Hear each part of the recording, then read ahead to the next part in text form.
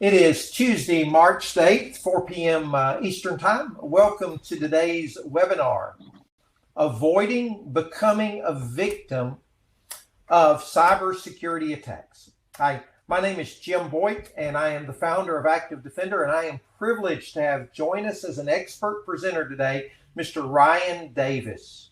Ryan is located just outside of Memphis, Tennessee, and he has an extensive background and a passion for all things in terms of security, especially cybersecurity.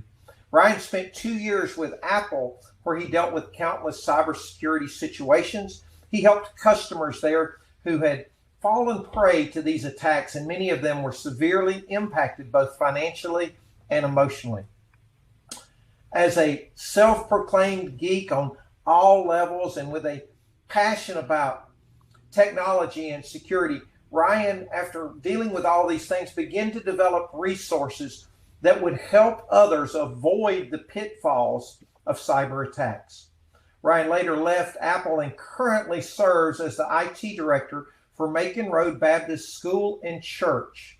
And we are honored, Ryan, we are honored to have you with us here today and excited for the seminar webinar you've put together to help others. And I'll turn it over to you now.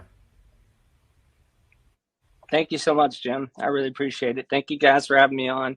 Hopefully today will be beneficial to you and you will find some information that you find valuable.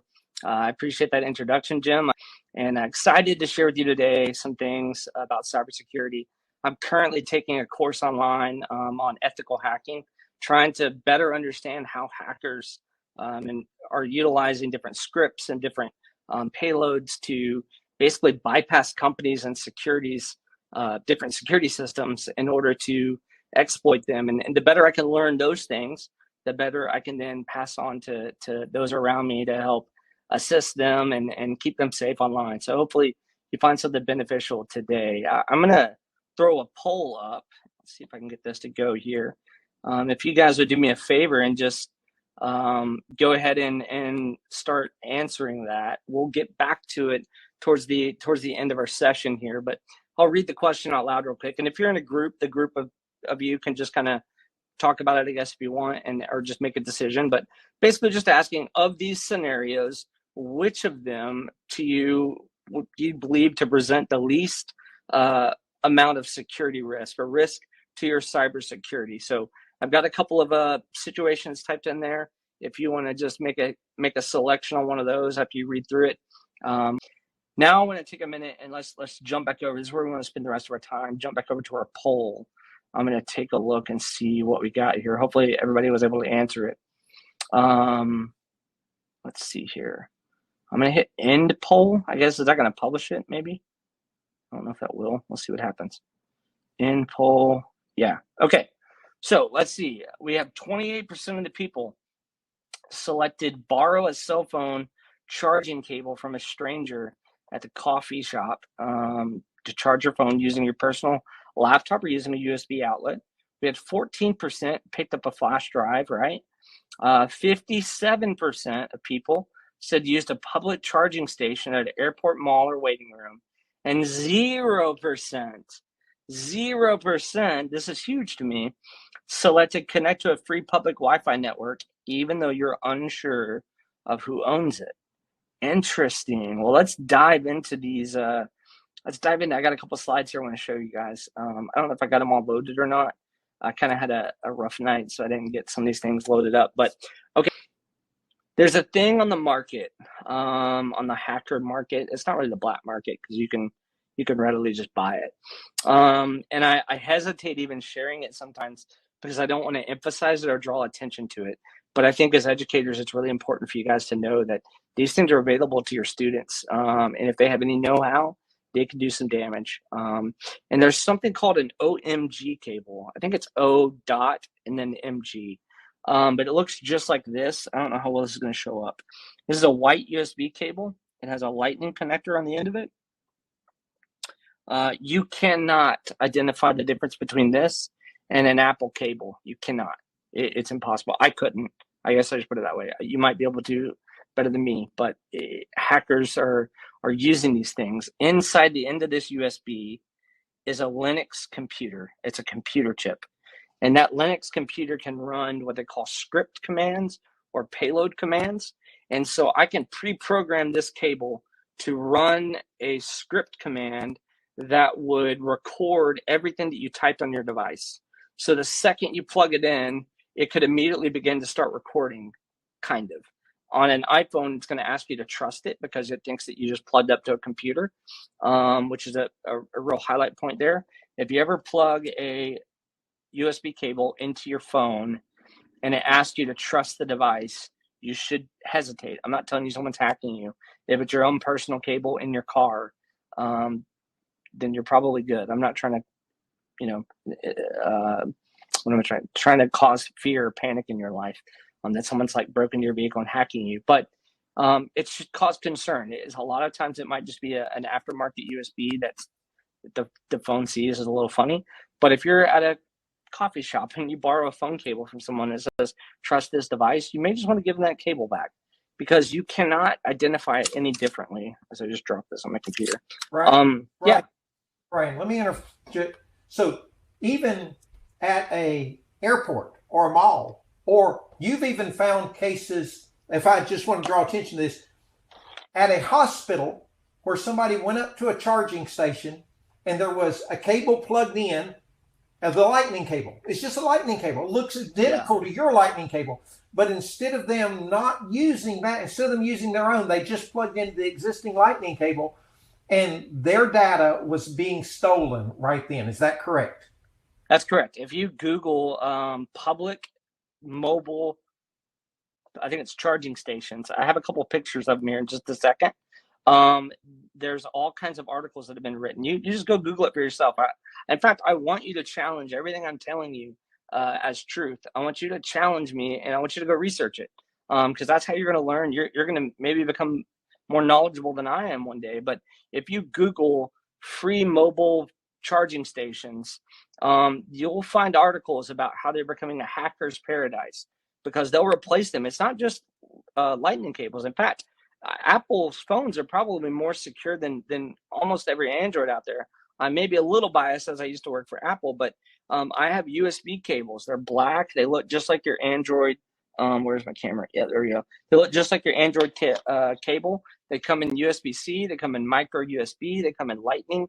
And they plug in to a regular USB anything, as long as it has a power source. And when you plug your device into it, it launches a payload.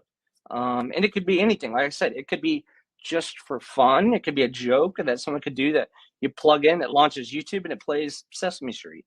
You can literally program that in, or you can tell it, I want to record everything that's typed in this keyboard. It's called a keylogger, and it's going to take every keystroke you type as you're typing in passwords, as you're typing in different things on bank accounts. It'll see that you went to your Safari or your web browser app, you went to this website, and then you typed in these credentials.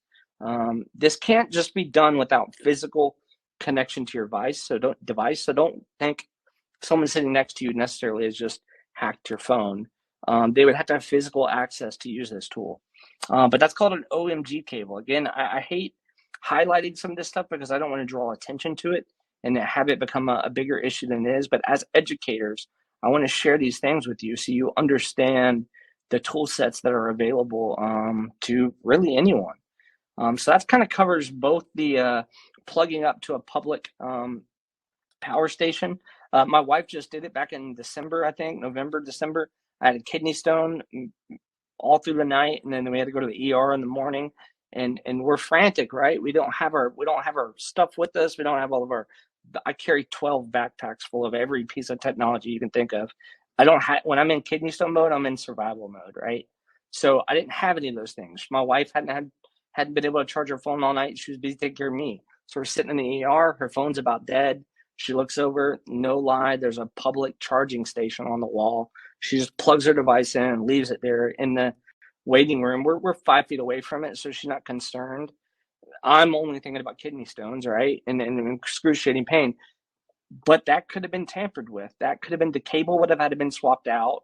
And so I'm not saying every public charging station you're going to see at the airport or somewhere is hacked. I'm not trying to cause fear, but I'm just trying to educate you and empower you to know that there are possibilities of those things. So that kind of covers the poll question with the borrowing a cell phone cable or using a public Wi-Fi, a public charging station. The next thing, and I forgot, I'm gonna jump over the polls real quick and see what the percentage. 14%, I don't know how many people that is, but 14% of you said you would just pick up a flash drive off the ground and take a look at it. Well, there's a device in the very center of your screen that's referred to as a rubber ducky in the hacking world. It doesn't have to be, this is a paid version. You can buy that rubber ducky right there. You can buy it, but you can make it out of any regular flash drive. You can take a flash drive, flash it, remove the whatever's on it, and install your own system. The second this plugs into your computer, because you're like, hey, I just found this flash drive. Let me check it out. Let me see what it is. It would launch what's called a payload. Have you ever seen those terminal windows that come up and you can type commands in? That would launch in the background of your computer. And the USB, when it's plugged in, it mimics a keyboard. So your computer thinks you just plugged a keyboard into it. And so it's like, okay, cool. My owner just plugged in a new keyboard. What's up? Well, then the next thing you know, that keyboard starts typing. And the computer's job is to listen to whatever the keyboard says. That's how keyboards work, right? That's how computers work. When my master types something, I do what my master says. Not knowing, I know I just kind of got a little goofy there with the computer, but that computer doesn't know that the typing isn't you. It has no idea, because think about keyboards. How do you plug a keyboard in? Through USB, through either a little USB dongle or a USB cable. And when you plug it in, it just goes to town. It starts typing whatever the hacker embedded on it. So it could be ransomware that locks up your whole computer. It could be some other type of malicious software that reports back. I know we're almost out of time. I'm going to explain one more thing real quick. The picture on the far left was an actual flash drive dropped on the ground.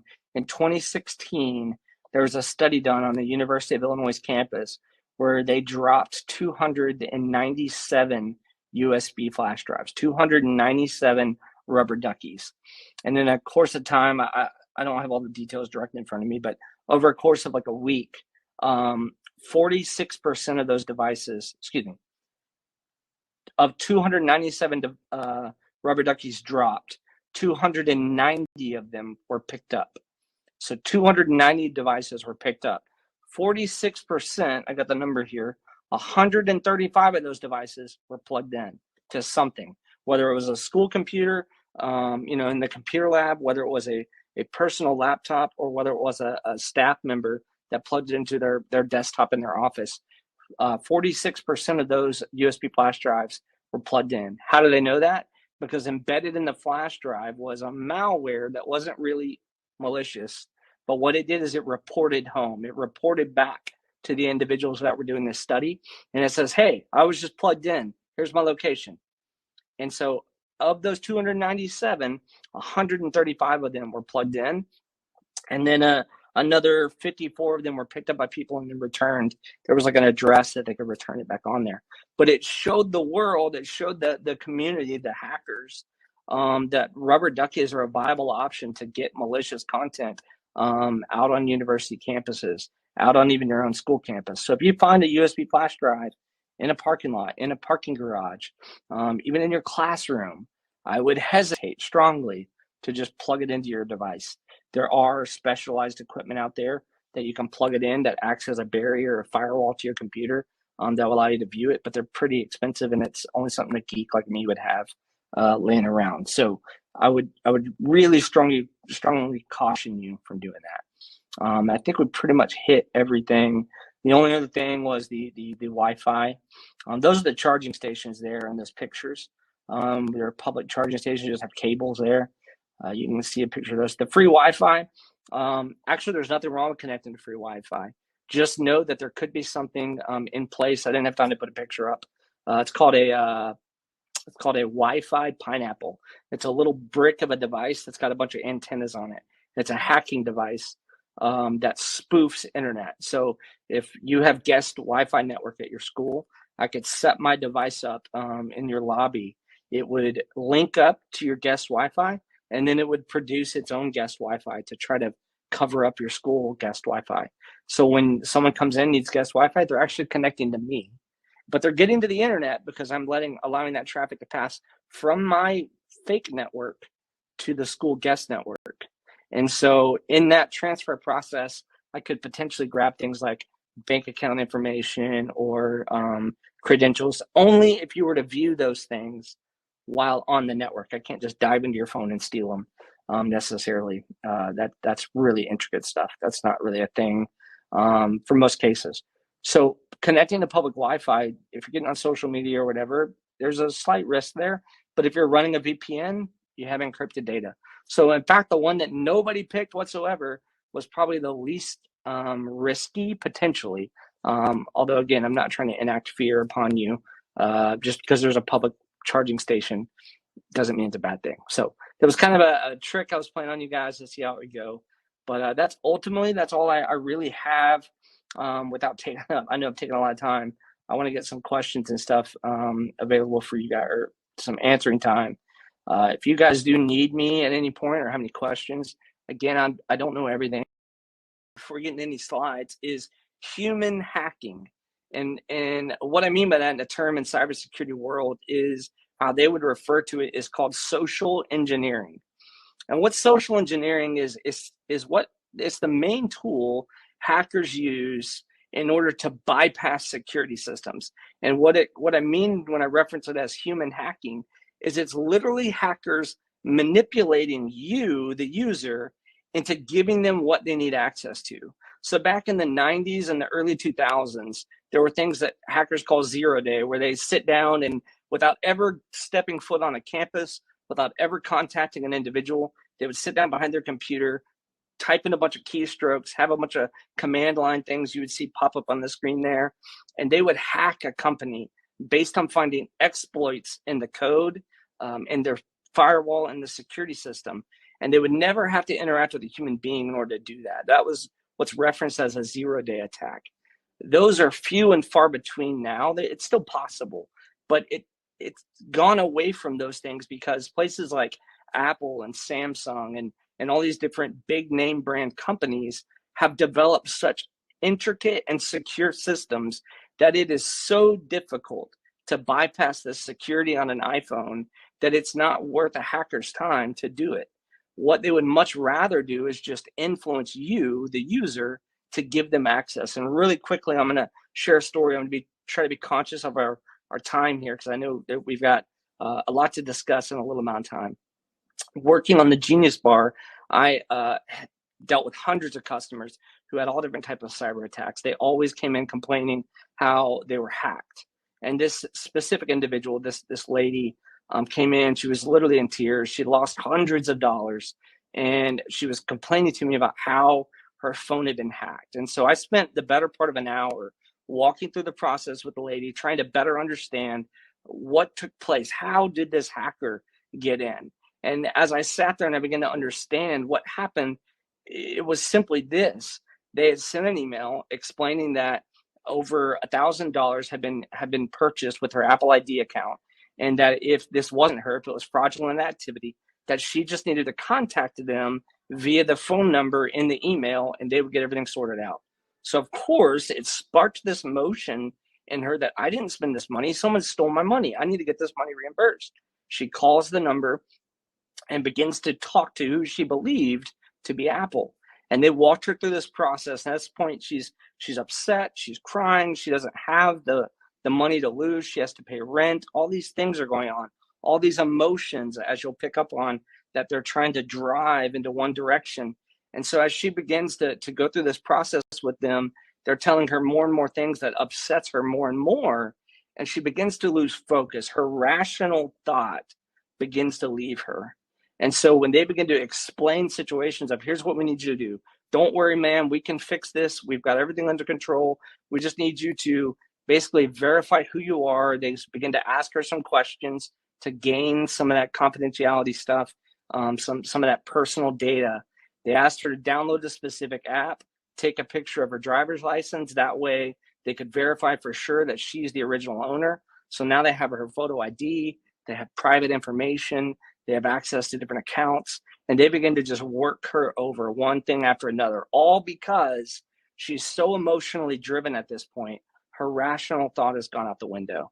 That is social engineering to the T. And what happens is hackers it's so difficult to bypass security systems, to find the chink in the armor or the weak point in the security wall, that it's far, far easier to just convince you, the user, that something's wrong, that something's happened, or that they're someone that they're not, in order for you to open the front door and just let them in. And that was the most heartbreaking thing I had to share with that lady, was that no one hacked her in any way, shape, or form, except for her personally. They just convinced her to open the front door and let them in. And we had to go through this process of aiding her to get some of this finances back the best we could, but it eventually had to be turned over to law enforcement. And it was a very sad, difficult situation. And that is social engineering. That's what takes place. It's about manipulating the individual to give that person, to give that bad guy, if you will, access to something that they don't already have. And so it's not them necessarily hacking technology like we would think. It's them hacking humans. And they do that by provoking emotions. We're going to get to that in just a second. We're going to dive into phishing scams, and social engineering is going to come into play there. So I just want you to have a good understanding of that term and what it's used for.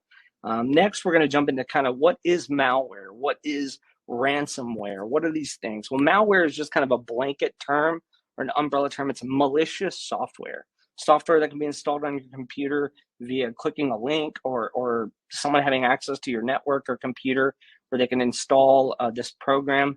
It can do all kinds of things. You can install malware on someone's computer that's funny, that takes them to like cartoons. Every time they open their web browser, it automatically launches YouTube and plays cartoons all day. You can make the malware do whatever it is you want. As a hacker, you can design it to do these different things.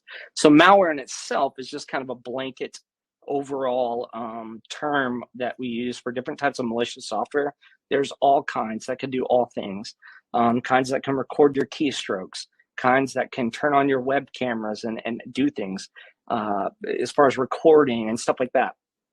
That is kind of malware in a nutshell, so to speak. There are things that you can use to, kind of remove malware.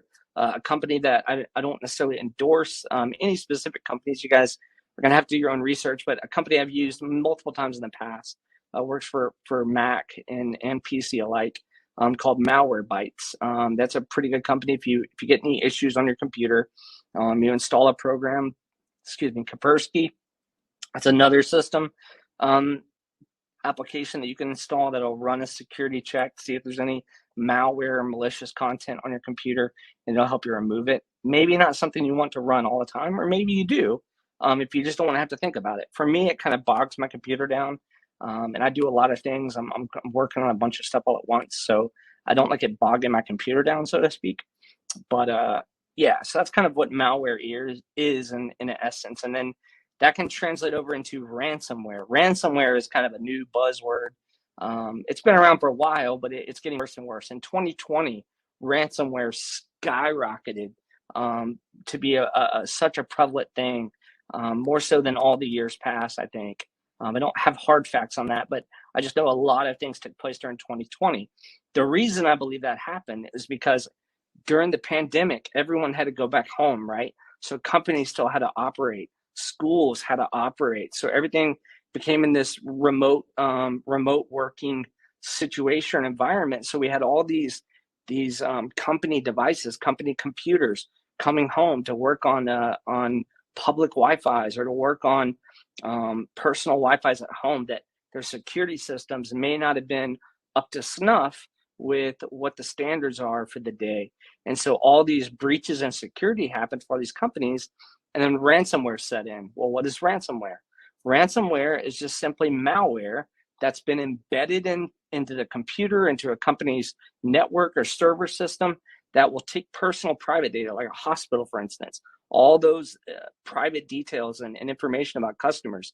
It would lock that information down behind a security firewall.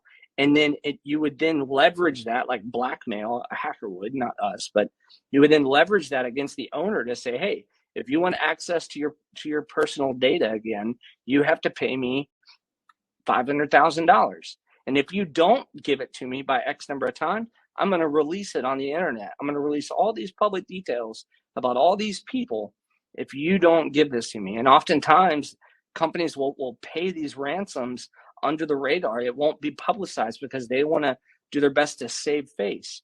And so ransomware attacks are huge right now. And it's a very serious thing. And remember, going back to how I explained to you before, hackers, they don't hack systems as much as they hack people. So how these things were taking place was when the security levels were brought down because everyone had to work remotely, the ease of gaining access to things, the ease of gaining access to clients' hardware, to their actual computers, employees' computers, became an easier thing when they weren't safe and secure at the company or at the school. And then access to their networks became much easier to bypass because some people's home networks aren't set up properly. They aren't ultra secure. There's some things you can do and change that make your home network extremely secure, but we'll have to save that conversation for another day. So that's kind of ransomware, malware, all kind of rounded up into one. Now we're going to jump over to phishing scams.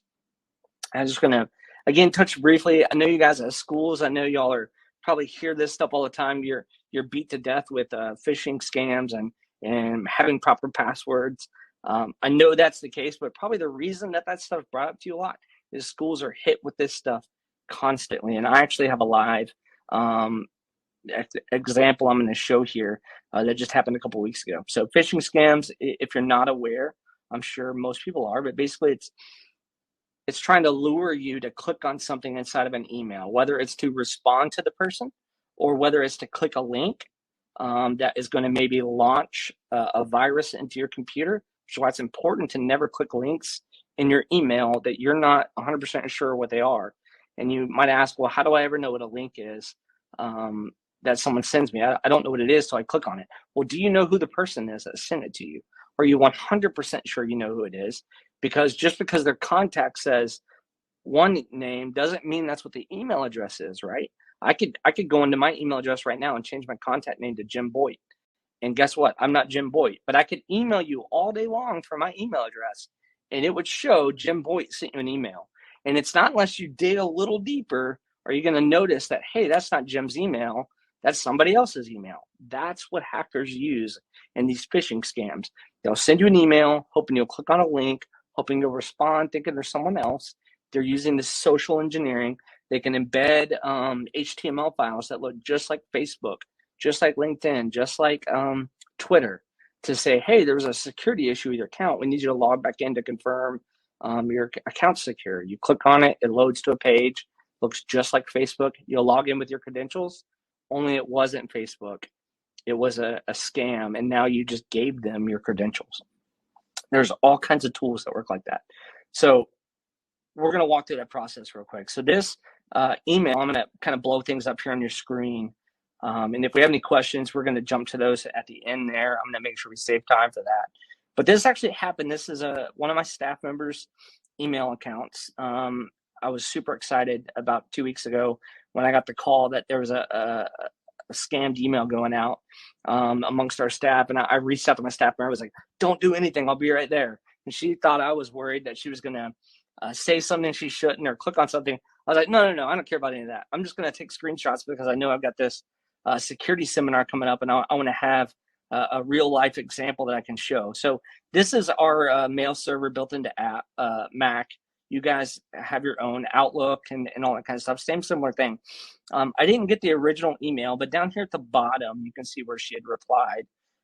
We get an email that was sent to her, and I don't know if you guys can't see my mouse, but you guys can read it. Basically, it says, hi, sorry to bother you. I had to ask you to get something done immediately. Let me know if you're available. So kindly respond back via email.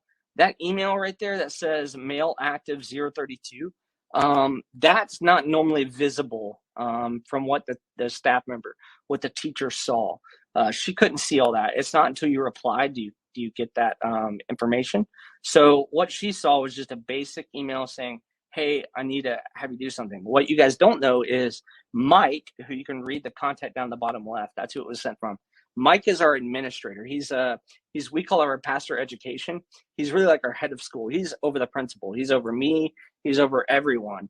So it's kind of like the teacher's boss's boss, if you're understanding what I'm saying.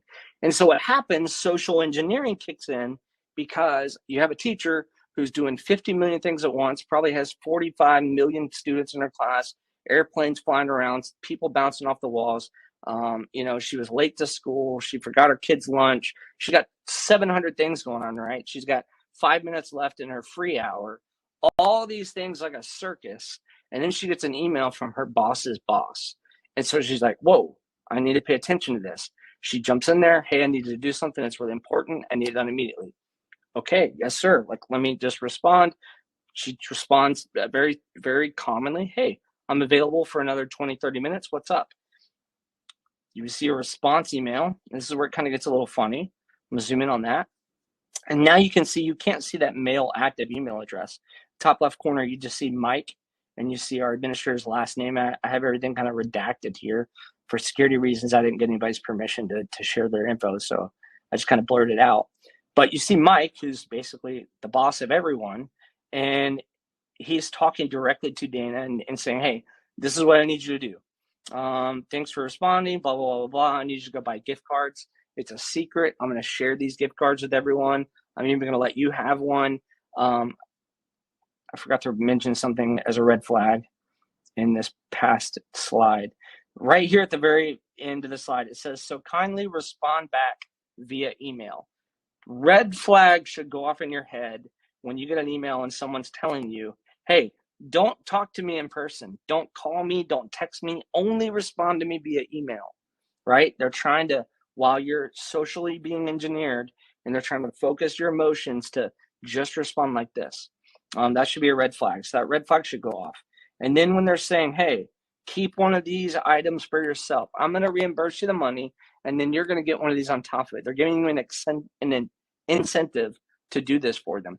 So these are red flags that should go off. Luckily, Dana was like, this kind of seems funny. And even though she responded at first, because, hey, it's my boss's boss, I'm going to see what he needs me to do. When this email hit, she's like, this is a little weird. So she asked another staff member. They're like, yep, something's definitely not right about that. Then they contacted me. Down at the bottom, you can see it says sent from my mail. Pay attention. If you guys have for your school, kind of a set theme or a set signature that you use, pay attention to those things. See what's going on there. And if it's not the normal signature, see what's up. It's always better to just start a new email, respond to that person and directly, and ask them, hey, did you just send me an email about this? Because it was kind of weird. Real quick, and we're going to move on. In order to discover who this person really is, we need to click on this contact. And this works in Outlook. It works online on Gmail. If you're on Gmail or whatever your mail carrier is, it works here in the Apple Mail. If I click on this contact, it will expose some options.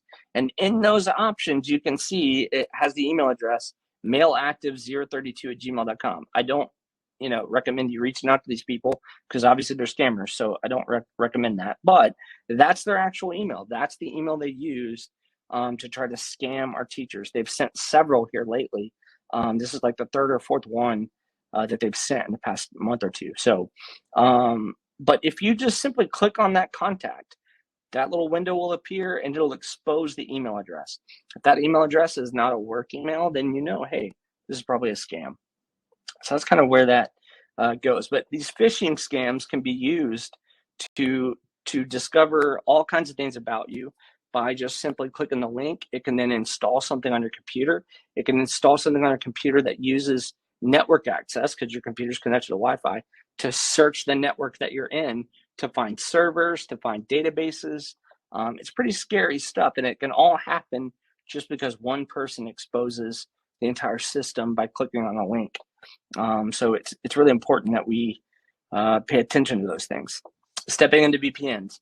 I know we're kind of doing well on time, but I don't want to take up too much. I don't want to, go over things that you guys may know, but something that's we're talking about in the cybersecurity world is definitely looking at a VPN. And I just want to give you guys a breakdown of VPN. It's just called a virtual private network. It could be used in different capacities in the corporate world to create an encrypted connection from a remote location like your house to secure servers for the company. But on the personal level, I want to share that with you guys as teachers and educators. On the personal level, you may want to get one of these yourself. But what a VPN does is it encrypts network traffic. So the way network traffic works right now is you have your computer, then you have your ISP, which stands for Internet Service Provider. We have Comcast in our area. There's also AT&T Fiber. That's what we have here at the school. So whoever your ISP is, your Internet Service Provider, they kind of stand as the middleman between you and the internet. And with that, your traffic goes back and forth. So if you try to go to facebook.com, it sends a packet of information to your ISP, and it sends it over to the website, facebook.com, which responds with a login page that goes back to ISP and back to your device. That traffic that happens on the internet, that happens across the ISP to that website, can be viewable by people if they know how to get access to it. It's also viewable by your ISP. So just kind of abbreviating things here for time, jumping in with a VPN, a virtual private network, you can kind of see the difference in the graph I built here. You have a VPN client, which is a program that runs on your phone, runs on your computer, runs on your iPad, whatever device you have. Works on Android, works on Apple.